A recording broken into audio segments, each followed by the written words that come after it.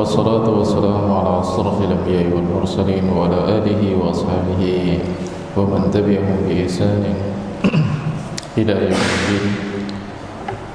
قال الله تبارك وتعالى في كتابه الكريم: يا أيها الذين آمنوا اتقوا الله حق تقاته ولا تموتن إلا وأنتم مسلمون. قال جل في أولى: يا أيها الناس اتقوا ربكم الذي خلقكم من نفس واحدة وخلق منها زوجها وبث منهما رجالا كثيرا ونساء واتقوا الله الذي تساءلون به والأرحام إن الله كان عليكم رقيبا. وقال أيضا: يا أيها الذين آمنوا اتقوا الله وقولوا قولا سديدا يصلح لكم أعمالكم ويغفر لكم ذنوبكم ومن يطع الله ورسوله فقد فاز فوزا عظيما. أما بعد, alhamdulillah, segala puji dan syukur kepada Allah Subhanahu wa taala atas kenikmatan yang Allah Subhanahu wa taala berikan kepada kita semua. Kemudian semoga salawat dan salam diberikan kepada Nabi Muhammad sallallahu alaihi wasallam, diberikan kepada para sahabatnya, diberikan kepada keluarganya, dan juga seluruh orang-orang yang mengikuti petunjuk beliau dengan baik sampai kelak datangnya hari kiamat. Lanjutkan pembahasan hadis yang dibawakan oleh Imam An-Nasa'i tentang sifatil imani wal Islam, sifat dari keimanan dan keislaman. Apa sih yang dimaksud dengan iman, apa sih yang dimaksud dengan Islam? Hadis semisal dengan apa yang diceritakan oleh sahabat Umar bin Khattab radhiyallahu ta'ala, sahabat Abu Hurairah dan juga sahabat Abu Dar. Mereka berdua bercerita bahwasanya Nabi SAW biasanya ketika beliau duduk bersama dengan para sahabat, maka orang-orang yang tidak pernah bertemu dengan beliau, orang-orang yang tidak tahu Nabi SAW dan para sahabat, mereka akan kesulitan mengenali Nabi SAW, sehingga membuat mereka harus bertanya, Nabi SAW itu yang mana? Di antara apa yang dapat kita pelajari dari cerita sahabat Abu Hurairah dan Abu Dar adalah Nabi SAW itu tidak menampakkan atau mengistimewakan atau menonjolkan dirinya di antara para sahabat radhiyallahu ta'ala di dalam penampilan. Nabi SAW berpenampilan sebagaimana penampilannya para sahabat, berpakaian sebagaimana pakaiannya para sahabat, duduk bersama sebagaimana duduknya para sahabat. Jadi tidak mengistimewakan dirinya secara penampilan di antara para sahabat, tidak memakai pakaian yang paling mewah, tidak duduk di tempat yang paling megah.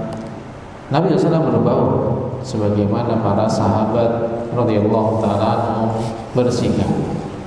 Padahal kita tahu Nabi SAW adalah seseorang yang Allah Subhanahu wa ta'ala muliakan dengan risalah, seorang yang dihormati dan dicintai oleh para sahabat radhiyallahu ta'ala, pemimpin bagi kaum muslimin.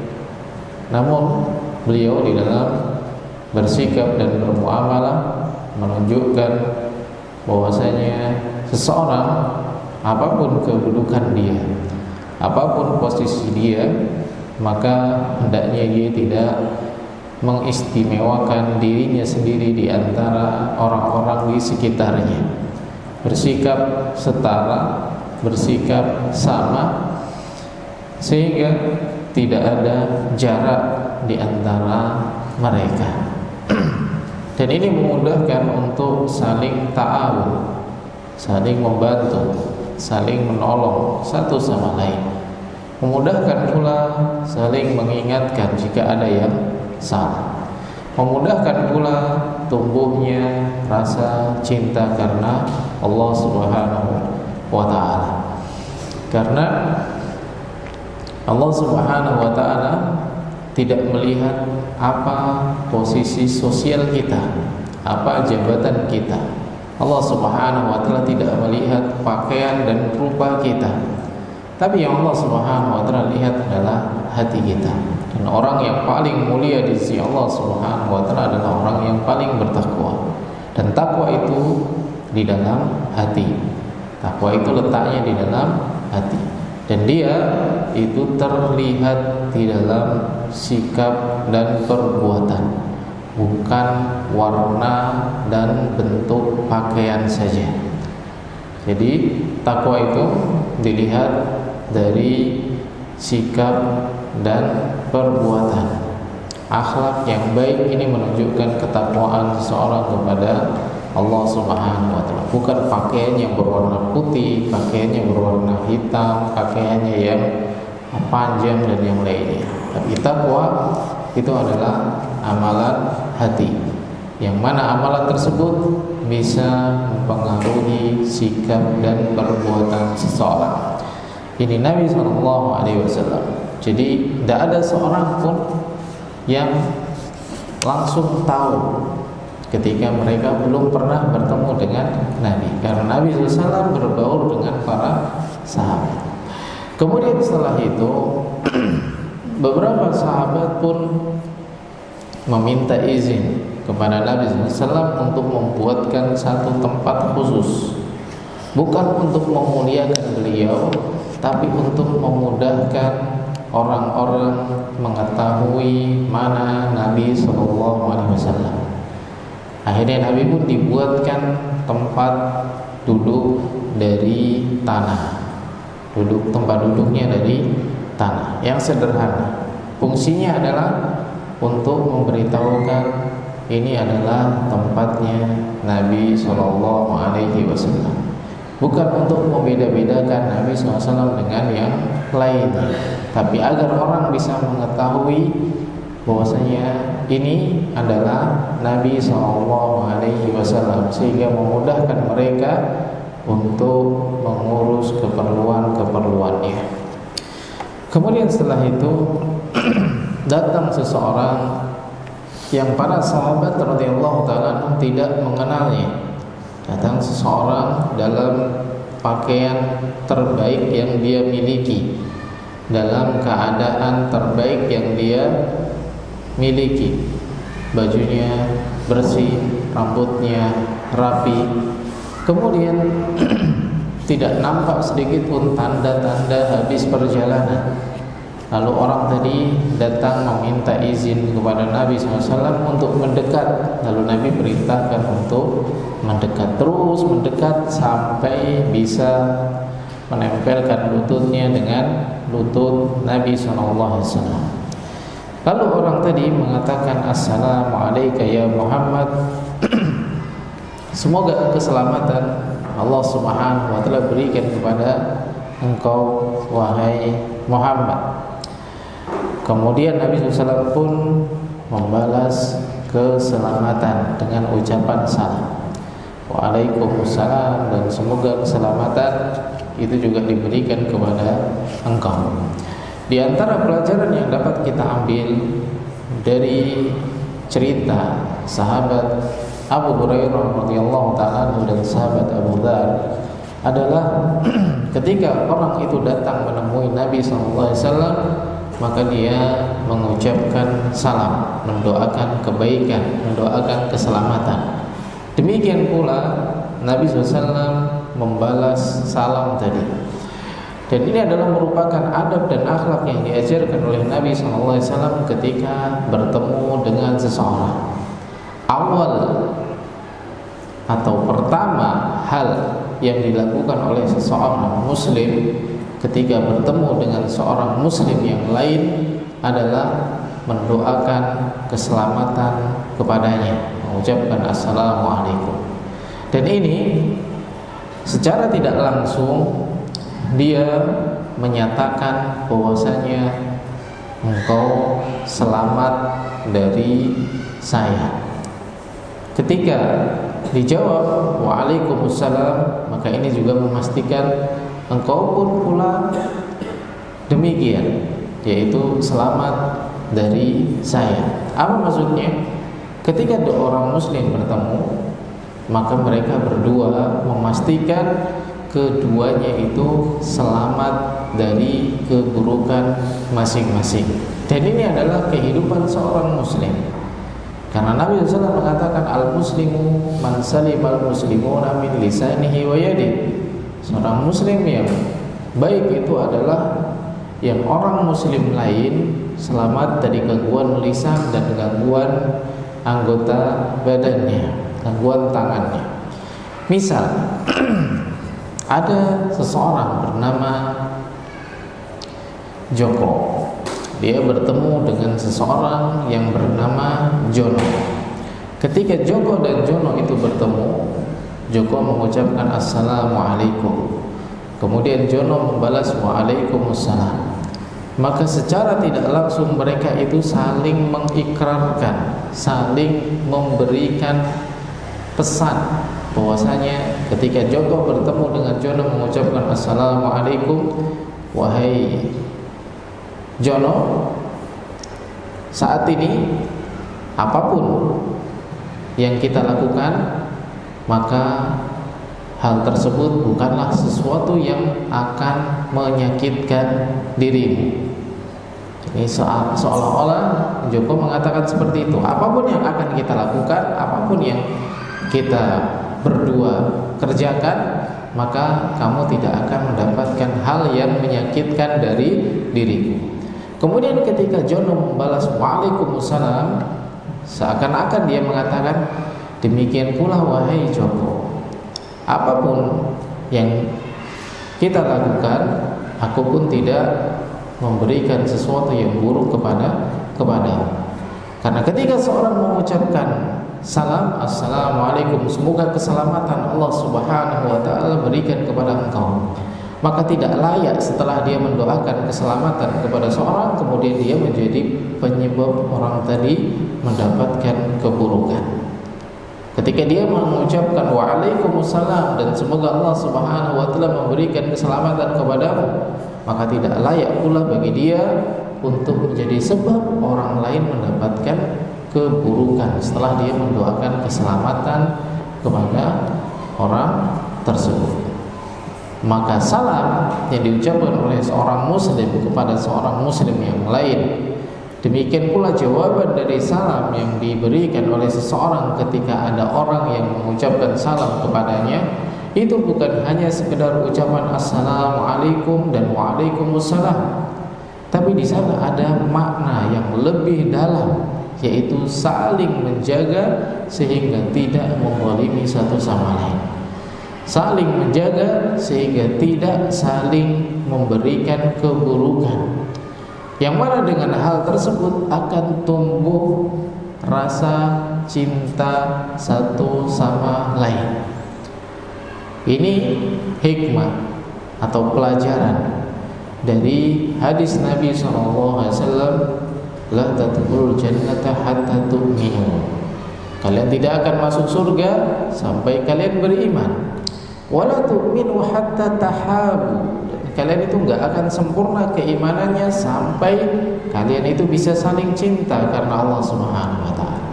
Kemudian Nabi SAW mengajarkan satu hal yang apabila dilakukan oleh seseorang, maka dia akan menumbuhkan rasa cinta kepada orang lain karena Allah Subhanahu wa taala. Maukah aku tunjukkan kepada kalian apa yang bisa kalian lakukan sehingga muncul rasa cinta di antara kalian karena Allah Subhanahu wa taala? Maka setelah itu Nabi SAW mengatakan afsus salam bainakum, tebarkan salam di antara kalian. Dengan mengucapkan assalamualaikum itu bukan hanya sekedar kata-kata assalamualaikum dan waalaikumsalam, tapi ketika seorang mengucapkan assalamualaikum, seorang itu tahu orang ini akan mendatangkan kebaikan kepada dirinya. Demikian pula ketika orang tadi mengucapkan waalaikumsalam, dia tahu orang ini akan memberikan kebaikan kepada dirinya juga. Sehingga sebagaimana fitrah manusia, dia mencintai kebaikan, dia mencintai sesuatu yang membahagiakan. Maka ketika seseorang mengucapkan assalamualaikum, jangan membawa kabar yang buruk. Ketika dia mengucapkan assalamualaikum, jangan menjadi sebab datangnya keburukan, sehingga muncullah kebahagiaan di antara dua orang yang saling mengucap dan menjawab salam yang diajarkan oleh Nabi SAW kepada kita. Assalamualaikum, waalaikumsalam. Dan bahkan salam ini bukan hanya sesuatu yang diucapkan oleh dua orang yang saling kenal, tapi dua orang yang tidak saling mengenal sekalipun, tetap kita diperintahkan, disyariatkan untuk mengucapkan salam sebagaimana petunjuk Nabi SAW, yaitu mengucapkan salam kepada orang yang dikenal maupun orang yang tidak dikenal. Karena doa itu tidak terbatas kepada orang yang dikenal saja. Kebaikan itu juga tidak terbatas kepada orang yang dikenal saja. Kebaikan kepada siapapun. Doa itu juga untuk siapapun, bukan hanya untuk satu atau dua orang yang dikenal saja. Nah, setelah itu orang tadi berkata, wahai Muhammad, kabarkan kepada diriku, jelaskan kepada diriku apa itu Islam. Kemudian Nabi SAW mengatakan, Islam itu adalah anta'budallah wa la tusyriku bihi syai'a. Engkau beribadah kepada Allah Subhanahu wa taala dan tidak menyekutukannya dengan sesuatu apapun. Beribadah hanya kepada Allah Subhanahu wa taala, tidak melakukan kesyirikan. Dan ini pokok dari agama seseorang. Islam intinya adalah berserah kepada Allah Subhanahu wa taala. Beribadah hanya kepada Allah Subhanahu wa taala, tidak melakukan kesyirikan. Dan ini tujuan dari seorang diciptakan. Ayat yang kita sudah hafal bersama. Wa ma khalaqtul jinna wal insa illa liya'budun. Tidaklah aku ciptakan jin dan manusia kecuali agar beribadah kepadaku, kata Allah Subhanahu wa taala. Dan ibadah itu tidak akan diterima dan tidak akan dianggap sebagai ibadah sampai dilakukan dengan ikhlas, dipersembahkan hanya kepada Allah Subhanahu wa taala. Kemudian yang kedua, sesuai dengan apa yang diajarkan oleh Nabi sallallahu alaihi wasallam. Maka dua kalimat syahadat yang diucapkan oleh seseorang ini menunjukkan tentang syarat dari diterimanya ibadah. Asyhadu an la ilaha illallah, saya bersaksi bahwa saya tidak ada sembahan yang berhak untuk diibadahi kecuali hanya Allah. Ini harusnya seseorang memiliki keikhlasan di dalam hatinya, di dalam beramal. Kemudian asyhadu anna Muhammadar Rasulullah, aku bersaksi bahwa saya Muhammad sallallahu alaihi wasallam adalah utusan Allah.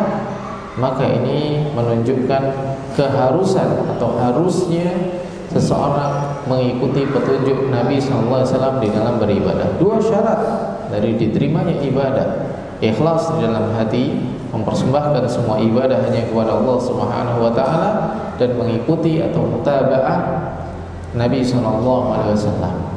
Tata cara yang diajarkan oleh Nabi sallallahu alaihi wasallam, petunjuk yang diajarkan oleh Nabi sallallahu alaihi wasallam. Itu Islam. Islam dasarnya adalah beribadah kepada Allah Subhanahu wa taala. Kemudian engkau mengerjakan salat, dan ini adalah perintah dari Allah Subhanahu wa taala langsung kepada kita semua. Perintah yang mulia dengan menjadikan Nabi SAW dipanggil langsung untuk mendapatkan perintahnya salat, kemudian tu'tiyaz zakat, bayar zakat, kemudian melaksanakan ibadah haji dan berpuasa di bulan Ramadan. Setelah Nabi SAW menjelaskan tentang itu, tentang Islam, orang tadi berkata, idza fa'altu dzalika faqad aslamtu. Kalau aku melakukan itu semua, aku telah menjadi seorang muslim atau aku akan selamat. Maka Nabi mengatakan, na'am, iya. Lalu orang tadi mengatakan, "Shadaqta, benar engkau wahai Muhammad." Falamma sami'na qaula rajulu shadaqta angkarnahu.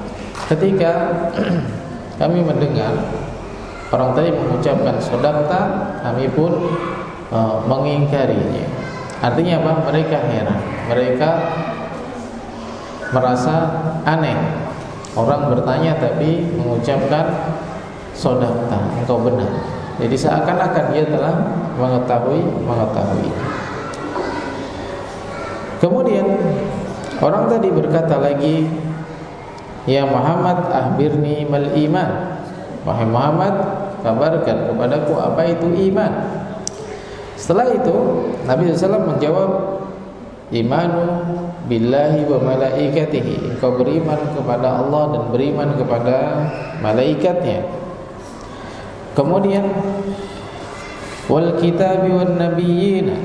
Engkau beriman kepada kitab-kitab dan beriman kepada para nabi. Kemudian wa tu'mina bil qadari, dan engkau beriman kepada takdir.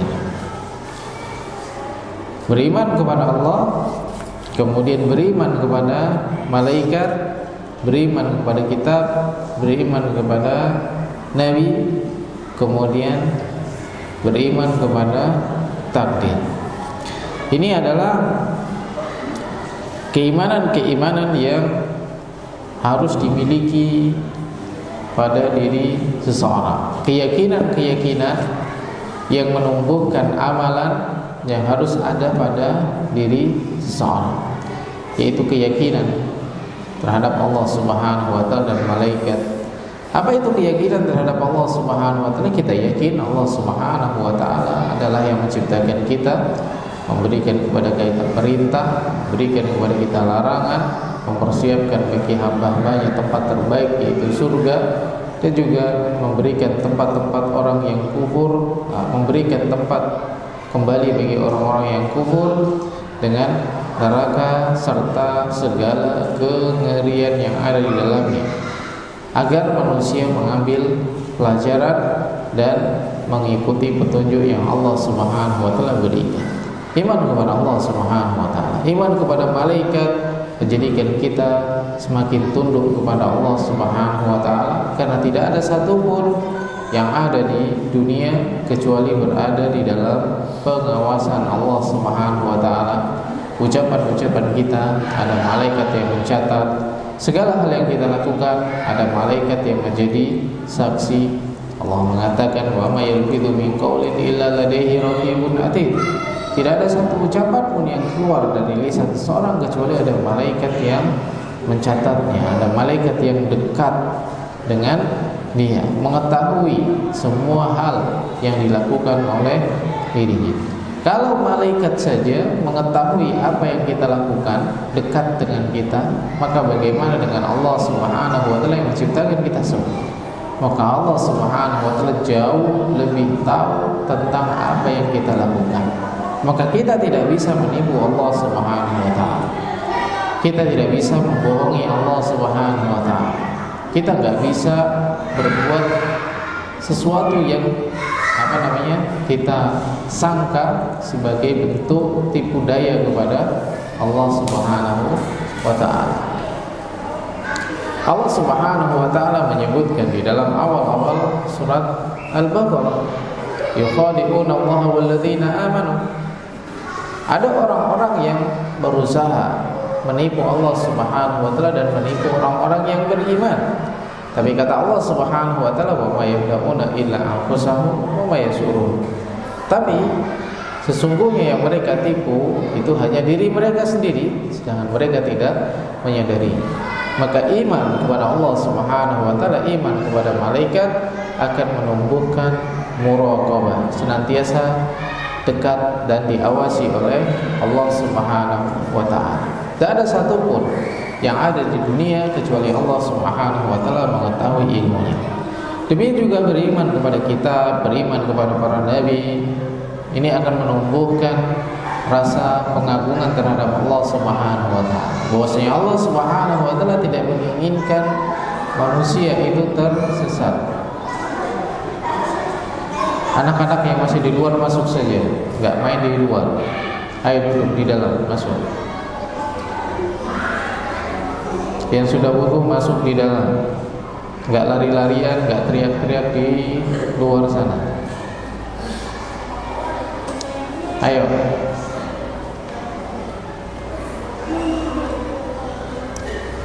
Kalau kalian lari-larian di luar, itu tidak membantu, malah justru mengganggu. Duduk di dalam yang rapi.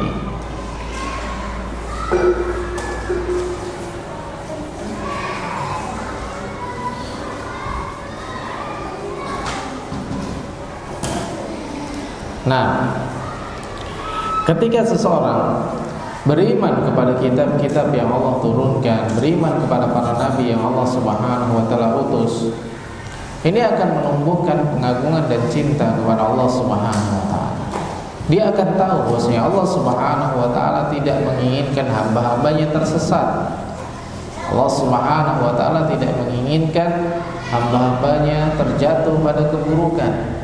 Maka Allah Subhanahu wa taala memberikan petunjuk. Allah Subhanahu wa taala memberikan qudwah. Ambil satu contoh sederhana. Kita pergi jalan ke suatu tempat, yang tempat tersebut asing bagi kita. Jalan di waktu malam, jalannya di suatu kebun yang gelap, tidak ada lampu, tidak ada cahaya. Coba bayangkan saja, jalan di suatu kebun yang gelap, kita nggak bisa melihat di dalamnya ada banyak hal. Bisa saja itu sesuatu yang membahayakan kita, bisa saja membuat kita tersandung batu, bisa saja membuat kita terjatuh ke dalam suatu lubang, bisa saja kita menabrak pepohonan, bisa saja kita menginjak duri-duri yang menyakitkan. Lewat di suatu tempat yang gelap, suatu tempat yang kita nggak kenal sebelumnya, hutan misalkan begitu, atau gunung di mana gelap, maka dia nggak akan berjalan sampai dia memiliki petunjuk. Gambaran sederhana yang Allah Subhanahu wa taala ceritakan juga di dalam surat Al-Baqarah. Allah Subhanahu wa taala menyebutkan permisalan seseorang itu berjalan dalam kehidupan dia di dunia dan juga nanti di akhirat, itu seperti orang-orang yang menyalakan satu lentera kecil, ada api di sana kecil sebagai penerangan. Yang mana apabila api itu menyala dan bersinar, alamma adha'a lahum masyaufi, mereka berjalan. Alamma adlama alaihim qam, kemudian ketika api itu padam, mereka diam, berdiri, nggak bisa berjalan. Ketika seseorang berada di suatu tempat yang gelap, nggak kelihatan apapun, dan dia nggak kenal tempat tersebut, dia nggak bisa melihat dan nggak tahu arah, maka dia nggak akan bisa berjalan, Kemudian kita bingung mau kemana, mau ngapain. Lalu setelah itu mulailah dinyalakan cahaya, buka senter misalkan, baru terlihat ini jalan, ini pohon, kemudian ini ada lubang, ini ada batu. Dan itu akan lebih memudahkan dia melewati jalan yang dia tidak tahu tadi, yang asing tadi, yang gelap tadi, ketika ada orang yang tahu jalan di tempat tersebut, kemudian memandu dia, membawa dia keluar dari tempat tersebut. Itulah Allah Subhanahu wa taala memberikan kepada kita hidayah, memberikan kepada kita cahaya. Al-Quran itu adalah cahaya, nur. Al-Quran itu adalah cahaya, nur, yang dengannya kita bisa mengetahui mana yang baik dan mana yang buruk. Ketika kita berada di suatu tempat yang gelap, kemudian kita punya cahaya, kita bisa melihat ini jalan, ini pohon, ini adalah tempat yang bisa dilewati, ini tempat yang tidak bisa dilewati. Kita tahu, kita bisa melihat. Kemudian Allah mengutus para nabi dan rasul menjelaskan bagaimana cara kita menghadapi hal tersebut. Para Rasul menjadi qudwah, menjadi guide bagi kita, sehingga kita bisa melewati tempat tersebut sampai pada tujuan yang seharusnya. Maka iman kepada Allah Subhanahu wa taala, iman kepada malaikat, iman kepada kitab, iman kepada Rasul, ini akan mengantarkan kepada kita pada kehidupan yang baik, kehidupan di dunia dan kehidupan di akhirat, mengantarkan kepada kita kepada keselamatan, selamat di dunia, selamat di akhirat, sehingga kita tidak berjalan di atas keraguan-raguan, sehingga kita tidak berjalan di atas kekhawatiran. Orang kalau datang di suatu tempat kemudian dia gelap dan dia meraba-raba langkahnya, maka akan selalu ada kekhawatiran di dalam hatinya.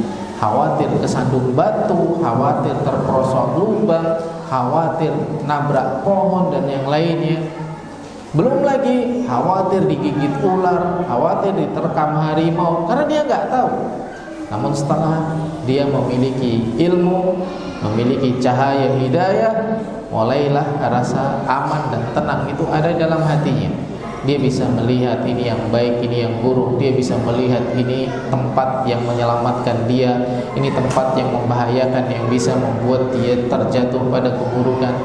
Kemudian setelah itu ada qudwah, ada contoh, ada orang yang mengantarkan dia ke tempat tujuan dia. Maka ini akan membuat dia semakin tenang, semakin mantap di dalam melangkah. Ini Allah Subhanahu wa taala menginginkan kebaikan kepada kita dengan menurunkan kitab sebagai petunjuk dan juga mengutus para nabi sebagai penunjuk jalan bagi kita untuk sampai pada ridhonya Allah Subhanahu wa taala. Karena seorang itu hidup di dunia seperti seseorang berada di tempat yang asing. Dia nggak tahu dunia, nggak kenal terhadap dunia. Yang paling kenal, yang paling tahu tentang dunia itu adalah Allah Subhanahu wa taala. Kita nggak tahu. Maka dengan hidayahnya Allah menunjukkan kepada kita ini hal-hal yang baik di dunia, ini hal-hal yang buruk di dunia. Itu yang di luar. Kalau sedang berwudu, maka cukup berwudu saja, nggak sambil teriak-teriak, nggak sambil cerita, nggak sambil ngobrol. Wudu dengan baik. Yang belum berwudu segera ambil wudu. Kemudian setelah itu duduk dengan rapi. Ini jangan malah ribut sendiri. Atau yang masih di sana di depan tempat bermain, itu juga sekarang waktunya ke masjid. Segera untuk berwudu dan masuk ke dalam masjid.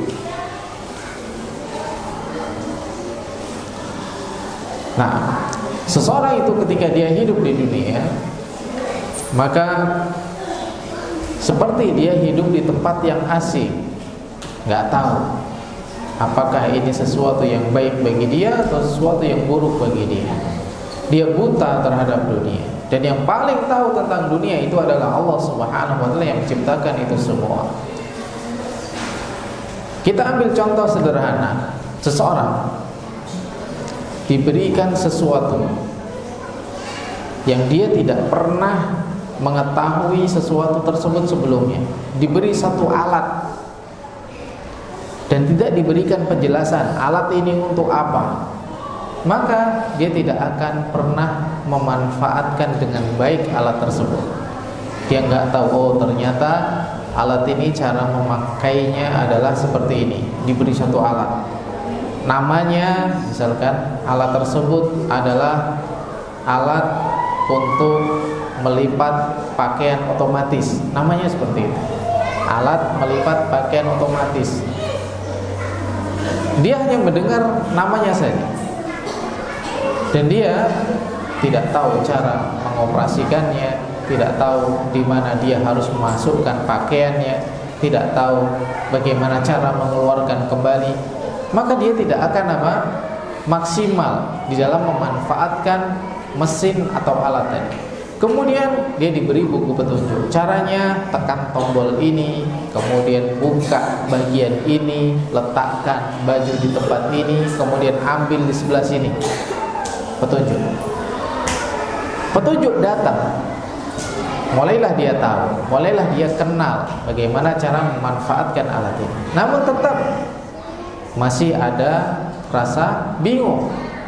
Ini kalau ditekan di sini berapa lama nekennya?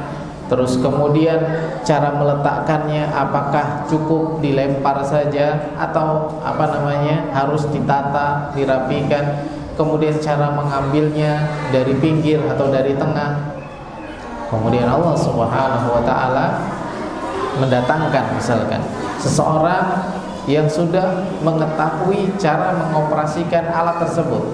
Datang kepada kita seorang yang tahu cara mengoperasikan alat tersebut. Kemudian dia langsung mendemonstrasikannya, menunjukkan kepada kita, nih caranya. Pencet ini, buka tutupnya, letakkan bajunya seperti ini, kemudian tutup lagi, tekan start, nanti dia akan beroperasi, keluar di sini dengan rapi, diangkat dengan cara yang seperti ini. Sehingga apa? Dia memiliki gambaran yang utuh, benar-benar tahu cara mengoperasikan dari awal sampai akhir. Ini gambaran sederhana di dalam kehidupan di dunia. Allah Subhanahu wa taala memberikan dunia kepada kita. Allah Subhanahu wa taala menjadikan dunia dengan segala apa yang ada di dalamnya sebagai hal-hal yang bisa kita manfaatkan. Namun kita buta terhadap dunia. Kita nggak tahu bagaimana cara mengoperasikan dunia. Kita nggak tahu bagaimana cara istifadah dengan segala fasilitas yang Allah berikan kepada kita di dunia. Ada pohon di sana, kita nggak tahu bagaimana cara memaksimalkan, memanfaatkan pohon. Ada hutan di sana, kita nggak tahu bagaimana cara memaksimalkan, memanfaatkan hutan. Ada langit di sana, ada matahari, ada rembulan, kita nggak tahu bagaimana cara memaksimalkan, memanfaatkan itu semua. Kemudian Allah Subhanahu wa taala berikan petunjuk dengan wahyunya Al-Qur'an. Walladzi ja'ala samsa diya'a wal qamara nura wa qaddarahu manazila lita'lamu adada sinina wal hisab. Oh iya, ternyata langit, bumi, semua ada manfaatnya. Allah menciptakan matahari, memiliki sinar yang terik, menciptakan rembulan dengan cahaya yang terang. Kemudian Allah menetapkan matahari dan rembulan itu punya posisi-posisi tertentu. Untuk apa? Lita'lamu adada sinina wal hisab, agar kalian itu bisa menghitung jumlah hari, menghitung jumlah waktu, menghitung hitungan tahun. Oh, ternyata ada faedahnya seperti itu. Setelah dia tahu fungsinya, maka dia masih bingung. Bagaimana sih cara mulai hitungan? Untuk apa sih manfaat dari hitungan-hitungan tadi? Kemudian Allah Subhanahu wa taala mengutus para rasul. Allah mengutus para rasul. Ini manfaat kamu menghitung hitungan waktu. Agar apa? Kamu bisa mengetahui waktu-waktu sholat.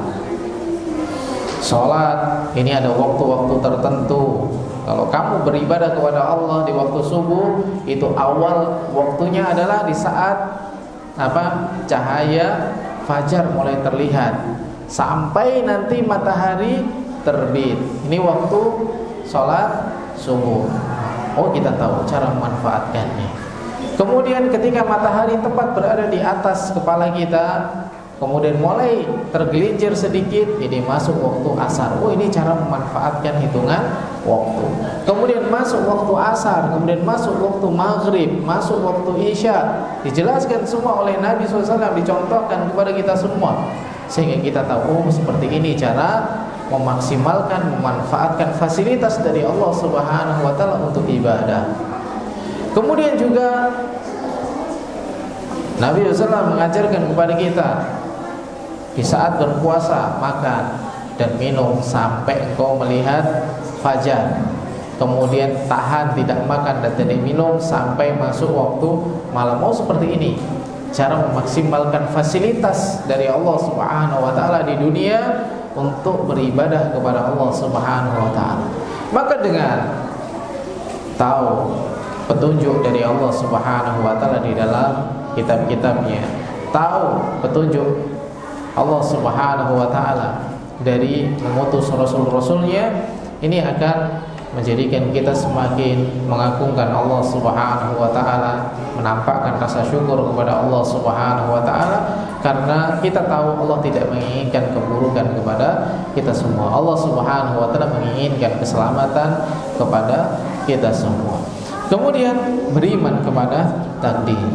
Segala hal yang kita hadapi, dari kebaikan-kebaikan, kenikmatan-kenikmatan, itu semua datangnya dari Allah Subhanahu wa taala. Maka kalau itu adalah sesuatu hal yang baik, maka bersyukur kepada Allah Subhanahu wa taala. Namun kalau itu adalah suatu hal yang buruk, maka hendaknya kita bersabar dan yakinlah apapun yang Allah Subhanahu wa taala berikan kepada kita itu adalah yang terbaik bagi kita semua.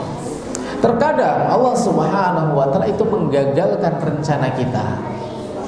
Allah Subhanahu wa taala itu membuat rencana kita itu berantakan agar rencana kita itu tidak menggagalkan kehidupan kita, agar rencana yang kita miliki itu tidak menghancurkan hidup kita. Karena Allah Subhanahu wa taala mengetahui apa yang terbaik bagi kita semua. Bisa jadi yang kita buat, yang kita atur, yang kita desain, kemudian Allah Subhanahu wa taala hancurkan itu semua. Allah gagalkan itu semua. Allah Subhanahu wa taala tidak jadikan sebagai hal yang terlaksana. Agar apa? Sesuatu yang kita rencanakan itu tidak merusak diri kita, tidak menghancurkan kita, tidak membuat kita malah jauh dari Allah Subhanahu wa taala. Karena Allah Subhanahu wa taala tahu, Allah Subhanahu wa taala mengetahui apa yang terbaik bagi kita. Maka ketika kita bertemu dengan sesuatu yang di luar apa yang kita inginkan, kalau kita bertemu dengan sesuatu yang di luar dari rencana kita, sesuatu yang buruk misalkan, maka yakinlah bahwasanya Allah Subhanahu wa taala memiliki sesuatu yang lebih baik dari itu semua. Rencana Allah Subhanahu wa taala itu jauh lebih baik daripada rencana-rencana kita. Dan ini bisa kita dapatkan ketika kita memiliki keimanan terhadap takdir Allah Subhanahu wa taala. Beriman kepada Allah Subhanahu wa taala, beriman kepada para malaikat, beriman kepada kitab-kitab, beriman kepada Rasul, dan beriman kepada takdir. Termasuk pula beriman kepada hari akhir. Maka ikhwan sekalian yang dimuliakan oleh Allah Subhanahu wa taala, keimanan seorang kepada takdir Allah Subhanahu wa taala akan membuat kehidupannya tenang, tidak sombong ketika mendapatkan kenikmatan dan karunia, kemudian tidak putus asa ketika menghadapi ujian-ujian di dalam hidupnya. Karena apapun yang dia jumpai di dalam hidup dia itu adalah kebaikan dari Allah Subhanahu wa taala, jalan terbaik yang Allah Subhanahu wa taala tunjukkan kepadanya.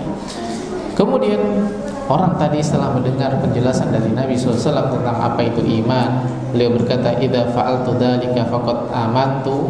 Apakah kalau aku melakukan itu semua, memiliki keyakinan kepada Allah Subhanahu wa taala, keyakinan terhadap para malaikat, kepada kitab-kitab, kepada Rasul, kemudian beriman kepada hari akhir, aku termasuk orang yang beriman. Maka Nabi mengatakan, "Na'am, engkau benar. Engkau benar." Lalu orang tadi pun berkata, "Shadaqta, benar engkau wahai Muhammad." Ini menunjukkan bahwasanya yang kemarin kita sampaikan adalah termasuk sikap seharusnya yang dimiliki oleh seorang adalah membenarkan sesuatu yang dia tahu bahwasanya itu adalah kebenaran. Seseorang itu harus membenarkan sesuatu yang benar, meyakini kebenaran dan membenarkannya, bukan sebaliknya, mengetahui kebenaran kemudian mendustakannya. Jadi kalau dia tahu ini adalah suatu kebenaran, maka benarkan kebenaran tersebut. Bagaimana membenarkan kebenaran? Mengikuti petunjuknya, mengerjakan apa yang seharusnya dia kerjakan. Hal ini sebagaimana yang dikatakan oleh Nabi SAW ketika seseorang bertanya, "Wahai Nabi, bagaimana pendapatmu?" "Wahai Rasulullah, apa yang kamu katakan?" jika aku melakukan sholat 5 waktu, kemudian berpuasa di bulan Ramadan, kemudian ahlaltul halal wa haramtul haram, kalau aku menghalalkan yang halal dan mengharamkan yang haram, apakah aku akan masuk surga? Maka kata Nabi SAW, iya. Ini yang harus dilakukan oleh seseorang, yaitu apa? Membenarkan yang benar, menghalalkan yang halal dan mengharamkan yang haram. Menghalalkan yang halal, meyakini kehalalannya dan mengerjakannya. Mengharamkan yang haram, meyakini keharamannya kemudian meninggalkannya. Demikian pula membenarkan yang benar, meyakini kebenarannya dan mengerjakan kebenaran tersebut. Ini yang harusnya dilakukan oleh seorang muslim. Faidah dari kisah datangnya seseorang kepada Nabi SAW yang diceritakan oleh sahabat Abu Hurairah radhiyallahu taala anhu dan juga sahabat Abu Dzar radhiyallahu taala anhu. Wallahu taala alam. Ini sebagian yang dapat kita sampaikan pada pertemuan pagi hari ini. Insyaallah kita akan lanjutkan pada pertemuan yang berikutnya. Wallahu ta'ala a'lam. Barakallahu fiikum. Subhanakallahumma wa bihamdika asyhadu an la ilaha illa anta astaghfiruka wa atubu ilaik. Assalamualaikum warahmatullahi wabarakatuh.